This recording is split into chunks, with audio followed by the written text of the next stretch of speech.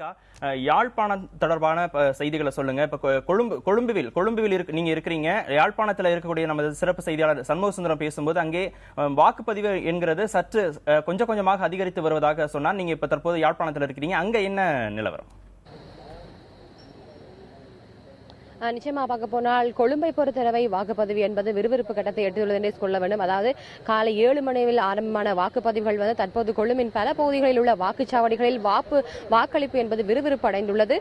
முக்கிய உறுப்பினர்கள் முக்கிய வேட்பாளர்கள் வாக்களித்துக் கொண்டிருக்கிறார்கள். காலையில் விக்னேஸ்வரன் அவர்கள் தமிழ் வடமாகாண முதலமைச்சர் வாக்களித்தார். அதன் பின்னர் மனோகணேசன் அவர்கள் தெஹிவளையில் வாக்களித்தார். ரவுஃப் ஹக்கீம் கொள்ளுப்பட்டியில் வாக்களித்தார். இவ்வாறு ஒவ்வொரு உறுப்பினர்களும் தமது கடமைகளை காலையிலே போயிட்டு அதாவது வாக்குகளை செய்து அளித்துள்ளனர். தற்போது 11 மணி அளவில் இலங்கையின் பிரதமர் ரணில் விக்ரமசிங்க அவர்கள் 11 மணி அளவில் இங்கு வாக்களிக்க உள்ளார். அதற்கு முன்னதாக தான் இப்ப நான் நின்று கொண்டிருக்கின்றேன். இந்த பகுதியில் பார்க்கும்போது பொதுமக்களும் தங்களுடைய ஜனநாயக கடமை நிறைவேற்றிவிட்டு செல்கிறார்கள்.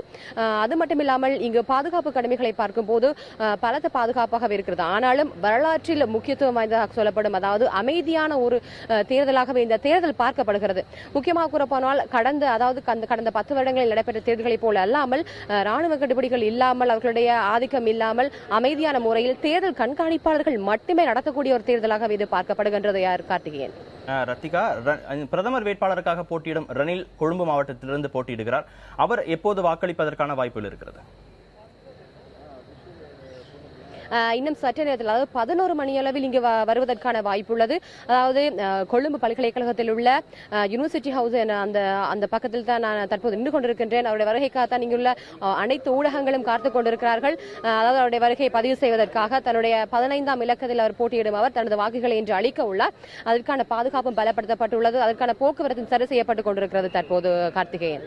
ரத்திகா, இணைப்பில் இருந்து நம்ம தொடர்ந்து பேசலாம். சண்முகசுந்தரம், தமிழ் தேசிய கட்சிகளுக்கு இடையே சில முரண்பாடுகள் நிலவுகிறது. அது நடைபெறக்கூடிய தேர்தலில் சில பாதிப்புகளை சில தாக்கங்களை மக்கள் மத்தியில் ஏற்படுத்தக்கூடும் என்று அரசியல் பார்வையாளர்கள் தரப்பில் சொல்லப்பட்டது. அந்த நிலவரம் உண்மைதானா? மக்களுடைய மனநிலை என்னவாக இருக்கிறது? கார்த்திகேயன், தற்போது நீங்கள் பார்க்கலாம் இந்த யாழ்ப்பாண நகரில் 41 டிகிரி வெயில் அடித்துக் கொண்டிருக்கிறது. இந்த வெயிலையும் தாங்கி மக்கள் ஓட்டு போடுகிறார்கள் என்பதை பார்க்கும்போதே மக்கள் ஆர்வத்துடன் வாக்களிக்க வந்து கொண்டிருக்கிறார்கள் என்பதை நம்மால் உணர முடிகிறது. நீங்கள் கேட்டது போல தமிழ் தேசிய கூட்டமைப்பில் ஒரு சில கருத்து முரண்பாடுகள் இருந்தாலும் தமிழ் தேசியம் என்ற சொல் வரும்பொழுது அனைவரும் ஒன்றாகவே காணப்படுகிறார்கள். பொதுமக்களிடையே பல்வேறு தலைவர்களிடையே தான் முரண்பாடு காணப்படுகிறது தவிர வாக்காளர்களை பொறுத்த மட்டில் தெளிவான ஒரு கருத்தினை கொண்டிருக்கிறார்கள். தமிழ் தேசிய உணர்வாளர்களுக்கு மட்டுமே வாக்களிக்க வேண்டும் என்பதில் மிக தெளிவாக இருக்கிறார்கள். தற்போது நம்மிடம் ஒரு வாக்காளர் இருக்கிறார், ஒரு மூத்த வாக்காளர் இருக்கிறார். தற்போது வாக்களித்துட்டு வெளியே வந்திருக்கிறார். அவரை அழைக்கிறேன், அவரிடம் நாம் கேட்கலாம். ஐயா, சற்று இங்கே வாருங்கள். ஐயா, உங்கள் பெயர் என்ன? கைலாச பிள்ளை. ஆனா என்ன நவமண்டா தான் எல்லாருக்கும் தெரியும். இப்ப நீங்க எத்தனையாவது தேர்தலாக நீங்க வாக்களிக்கிறீங்க? நான் ஒரு 7வது 6வது வாக்களிக்கிறேன். கடந்த தேர்தலுக்கும் இந்த தேர்தலுக்கும் என்ன வித்தியாசத்தை உணர்ந்து? உலக நாட்டில் இடம்பெயர்ந்த மக்கள் 70% என்னுடைய தமிழ் மக்கள் இடம்பெயர்ந்து வாழினம். எல்லாரும் உலக நாடெல்லாம் எங்களை எதிர்பார்த்து கொண்டிருக்கிறது. என்ன மாதிரி என்னுடைய தமிழினம் இன்றைக்கும் அம்மா, உங்களோட அம்மா எல்லாம் எதிர்பார்க்கிறா. என்னுடைய தமிழினம் என்ன மாதிரி இருக்கு. அதைத்தான் யாழ்ப்பாண மக்களுக்கும் உலக நாட்டு மக்களுக்கும் நாங்க எடுத்து காட்டணும். சரி, இந்த தேர்தலில் எதை மையமா வைத்து நீங்க வாக்களிக்கிறீங்க?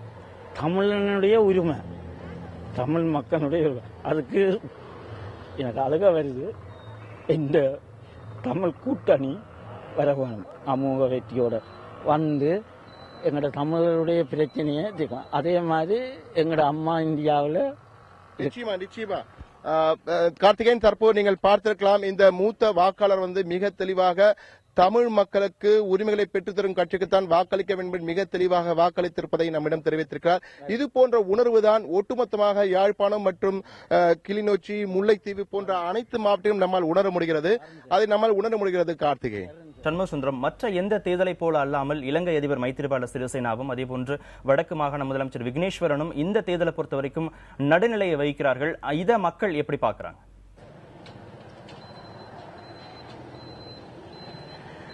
இதன் முதலமைச்சர் வடக்கு மாகாண முதலமைச்சர் விக்னேஸ்வரனை பொறுத்தவரை மிக தெளிவாக கூறியிருந்தார்.